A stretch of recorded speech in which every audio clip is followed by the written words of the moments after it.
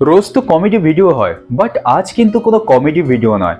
আজকে থাকছে যে পুজোতে কি গিফট পেলাম সেইটা নিয়ে আজকের ভিডিও থাকছে।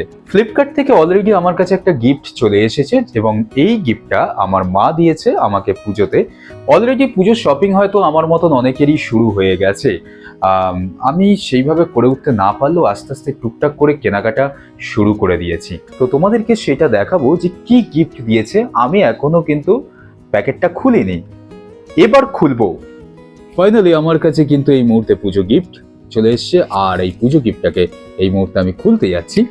দেখা যাক কি আছে এই গিফটের মধ্যে।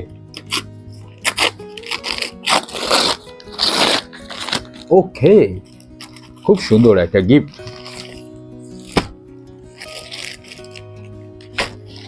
ফাটাফাটি গিফটটা নিয়ে জাস্ট কোনো কথা হবে না। এর মধ্যে একটা ভালো গেঞ্জি, খুব সুন্দর গেঞ্জি, এবং এই কালারটা আমার খুবই পছন্দের কালার। তোমরা দেখে বুঝতে পারছো কালারটা কিন্তু আমার ভীষণ পছন্দের একটা কালার, এবং এই কালারটা যথেষ্ট আমার পছন্দের একটা কালার, হলুদ কালারের ওপর।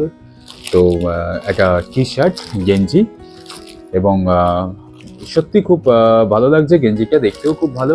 তো আমি দেখছি এটা যদি তোমাদেরকে একটু খুলে যদি দেখাতে পারি, দেখালে একটু ভালো লাগবে। বাট তাও একটা কি বলতো, মানে খুলতেও একটা খারাপ লাগছে যে দুর্গাপুজো উপলক্ষে তার আগে খুলে ফেলছি। জিনিসটা খুবই খারাপ লাগছে, কিন্তু বাট তোমাদেরকে দেখাবো, যখন বলেছি তখন দেখাবোই। এই বছরের পুজোতে এই গিফটটা আমার মা দিল। তো যাই হোক, গেঞ্জিটা আমার খুব পছন্দ হয়েছে। গেঞ্জিটা হ্যাঁ খুব ভালো।